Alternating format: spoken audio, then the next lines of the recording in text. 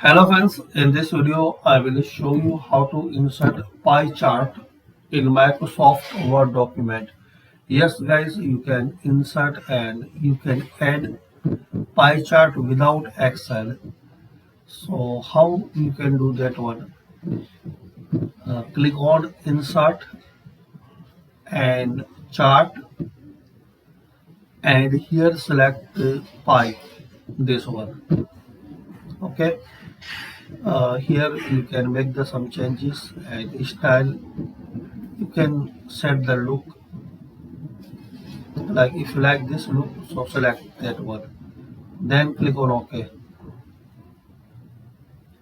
and here you can make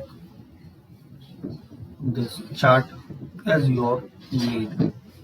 Here guys, you can apply and you can make good looking changes here,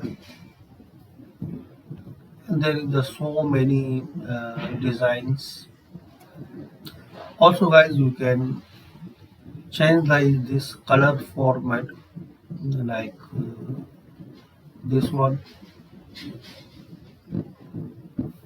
So this is the method guys, you can insert pie chart in Microsoft Word document. Thanks for watching.